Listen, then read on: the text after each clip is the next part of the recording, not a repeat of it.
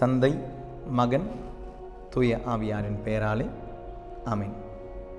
Praise the Lord. தவக்காலத்தினுடைய 20வது நாளில் இருக்கிறோம். நிழல்களின் நிஜங்கள் 20வது நாள்.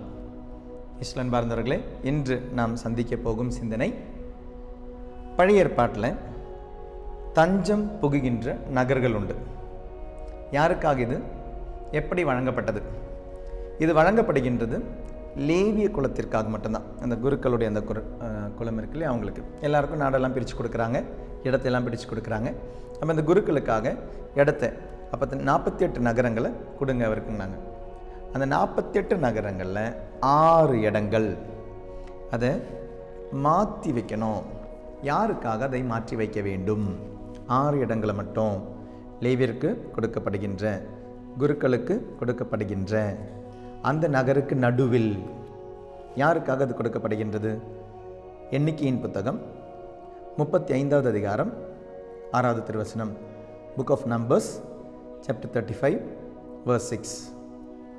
நீங்கள் லேவியருக்கு கொடுக்க வேண்டிய நகர்கள் ஆவன: கொலையாளி தப்பியோடி தஞ்சம் புகும் அடைக்கல நகர்கள் 6.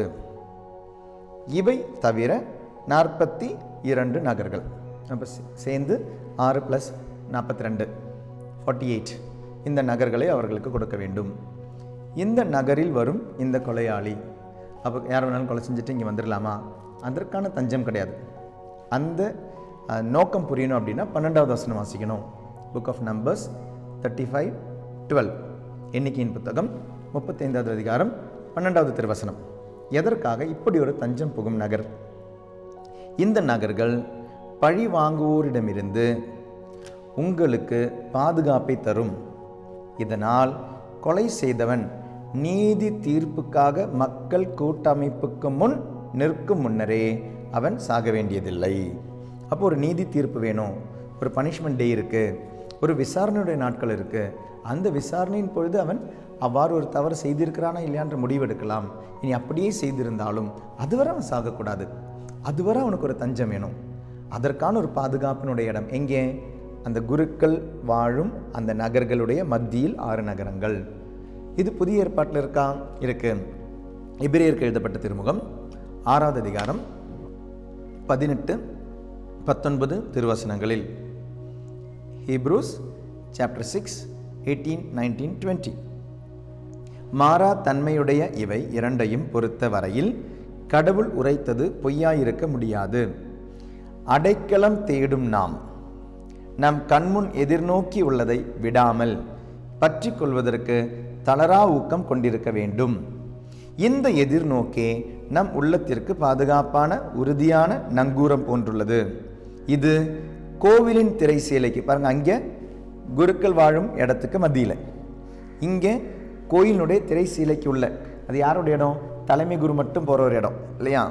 பாருங்க, இந்த எதிர்நோக்கே நம் உள்ளத்திற்கு பாதுகாப்பான உறுதியான நங்கூரம் போன்றுள்ளது. இது கோவிலின் திரை சீலைக்கு அப்பால் சென்று சேர்ந்திருக்கிறது. அங்கே யார் இருக்கிறாங்க? நமக்கு முன்னோடியாய் அந்த திரை சீலையை கடந்து இயேசு அங்கு சென்று சேர்ந்திருக்கிறார். மெல்கிசேதேக்கு முறைப்படி என்றென்றும் தலைமை குரு என்னும் நிலையில் நம் சார்பாக அவர் அங்கு சென்றிருக்கிறார். இஸ்லான் பார்ந்தவர்களே, நீதி தீர்ப்புக்கு போகிறதுக்கு முன்னால், தண்டனைக்கு போகிறதுக்கு முன்னால், அந்த நாள் வரை எந்த நாள்? நம்மளுடைய மரணத்தின் நாள் வரை நமக்கு மனமாற்றத்திற்கான வாய்ப்புண்டு. அதுவரை நமக்கு பாதுகாப்புண்டு. அதுவரை நம்ம சாக மாட்டோம். ஆனால் நமக்கு இந்த சாவு, இந்த 2ஆம் சாவு அப்படின்னு பைபிள் சொல்கிற ரெவலேஷன் 21:8, திருவெளிப்பாடு 21வது அதிகாரம் 8வது திருவசனம். அந்த 2ஆம் சாவு எப்படி தெரியுமா? அந்த தீர்ப்பு நாளில் அது முழுமையாக உறுதி செய்யப்படுகிறது. அது எந்த சாவு? உடலின் சாவல்ல, உடலை ஆன்மா பிரியும் சாவல்ல. அது எல்லாருக்கும் நடக்க வேண்டியது தான். ஆனால் நடக்கக்கூடாத ஒரு சாவு இருக்குது, அது ஆன்மாவின் சாவு. அது என்னைக்கு நடக்கும்? முழுமையாக நடக்கிறது நம்மளுடைய இறுதி நாள், அந்த தீர்ப்பில், நம்மளுடைய மரணத்தினுடைய வேலையில் நடக்கிற தீர்ப்பில். அதுவரை நீ சாக மாட்டேன். ஆனால் அந்த சாவுக்கு நீ மெதுவாக போய்கிட்டு இருக்கிற, பாவம் செய்யும்போது மெதுவாக கால் வைக்கிற. ஆனால் கடைசி வரை ஆண்டவர் பார்ப்பார். அவருடைய இரக்கத்தால் பார்த்துக்கிட்டே இருக்கிறார். நீ அங்கிருந்து மீண்டு வருவாயா, கடைசி நிமிஷம் வரை அவருக்கு அந்த வாய்ப்பு உண்டு. அதனால் உன்னை பாதுகாக்கிறார். எதன் வழியாக? அந்த குருத்துவத்தின் வழியாக. எதன் வழியாக? அந்த திரைச்சீலைக்கு பின்னால் அவர் நமக்கு முன்னால் போயிருக்கிறார். அன்னைக்கு வரை நம்மளை காக்கிறார். அப்படி ஒரு நகரம் தான் இயேசு கிறிஸ்து. பாதுகாக்கும் நகரம் தான் இயேசு கிறிஸ்து. அந்த நகரத்துக்கு நம்ம வெளியே போயிடுவோம். என்னைக்கு தெரியுமா? நம்மளுடைய மரண நாள். நம்ம மரணம் வரை நம்ம சிலுவையில் பார்க்குறோம் இல்லையா? 2 கல்வர்கள். அதில் ஒரு கல்வன் அவனுடைய அந்த மனமாற்றமும் அவன் மோட்சத்துக்கு போனது எப்பொழுது? அந்த கடைசி நிமிஷம் தான். அப்போ கடைசி நிமிஷம் வரை அந்த பாதுகாப்பினுடைய அந்த நகரம் எனக்கு உண்டு, த சிட்டி ஆஃப் ரெஃப்யூஜ். அதுக்கப்புறம் அந்த சிட்டி ஆஃப் ரெஃப்யூஜ்க்கு நம்ம வெளியே போயிடுவோம். மரணம் வரை உண்டு த சிட்டி ஆஃப் ரெஃப்யூஜ், அது சிட்டிஸ் ஆஃப் ரெஃப்யூஜ். பழைய ஏற்பாட்டில் சிட்டிஸ் ஆஃப் ரெஃப்யூஜ், பாதுகாக்கும் 6 நகரங்கள். ஆனால் புதிய ஏற்பாட்டில் ஒரே சிட்டி ஆஃப் ரெஃப்யூஜ், ஆண்டவர் அப்படின்ற ஒரு பாதுகாப்பும் நகரம் நமக்கு உண்டு. அது நம்மளுடைய மரணம் வரை நம்மை பாதுகாக்கும். மரணம் வரை நீ செய்யும் எந்த பாவம், கடுமையான பாவமாக இருந்தால் கூட அதை ஆண்டவர் ஏற்றுக்கொண்டு உனக்கு அந்த பாதுகாப்பை தந்து மோட்சத்துக்கு கொண்டு போவார். ஆனால் அதற்கு அப்புறம் ஆண்டவருடைய கைவிட்டு நம்ம போயிடுவோம். நரகம் என்பது உறுதி. ஆனால் சிந்திப்போம், அந்த சிட்டி ஆஃப் ரெஃப்யூஜ், ஆல்ரெடி நமக்கு ஒரு ரெஃப்யூஜ் சிட்டி இருக்குது, பாதுகாப்புற ஒரு நகரம் இருக்குது. அந்த நகரத்துக்குள்ளே வருவோம், பாதுகாக்கப்படுவோம். அந்த நீதி தீர்ப்பை ஆண்டவர் எடுத்துக்கொள்வார். மனம் மாறும்பொழுது மட்டும்தான். இல்லைனா அந்த சிட்டி ஆஃப் ரெஃப்யூஜ் இருந்தும் நமக்கு பிரயோஜனம் இல்லாமல் போயிடும். சிட்டி ஆஃப் ரெஃப்யூஜில் வரவங்க அந்த பழைய ஏற்பாட்டில் பாருங்கள், அந்த 6 நகருக்குள்ளே வந்துட்டாங்கன்னா அவங்களை சாகடிக்க மாட்டாங்க.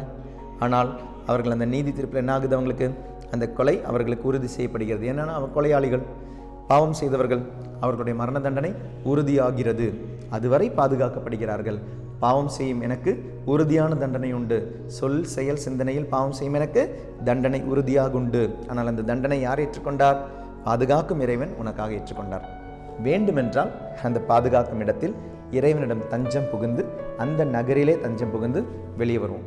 இல்லைனா இன்றும் பாவியாக வாழ்ந்து நரகத்திற்கு தள்ளப்படுவோம் என்பது உறுதி. இல்லாமல் இறைவா, இயேசு கிறிஸ்து வழியாக நீர் எங்களுக்கு தந்த அந்த முழுமையான அந்த விடுதலைக்காக நன்றி. அந்த நகரம் எங்களுக்கு தஞ்சம் புகு நகரம். இயேசு என்னும் த சிட்டி ஆஃப் ரெஃப்யூஜ் எங்களுக்கு தஞ்சம் புகும் அந்த நகரம். அந்த தஞ்சம் புகுந்து பாவத்தை கழுவி மீட்பு பெற்று உனது இறை வீட்டில் புகுந்து வாழ எங்களை ஆசீர்வதிக்க வேண்டும். பாவத்திற்கான அந்த மன்னிப்பிற்கான தொடக்கமான மனம் மாற்றம் தந்து எங்களை ஆசீர்வதி ஆண்டவரே. பாவத்தில் விழுந்து மனம் மாறாமல் இருக்கிறோம். We have lost our sense of sin. பாவ உணர்வை இழந்து இருக்கிறோம். ஆண்டவரே, எங்களை மன்னித்து ஏற்றுக்கொள்ளுமாறு, பாவ உணர்வை எங்களுக்கு தந்து உனது தூயாவின் அபிஷேகத்தால் தந்து ஆசீர்வதிக்குமாறு கேட்டுக்கொள்கிறோம்.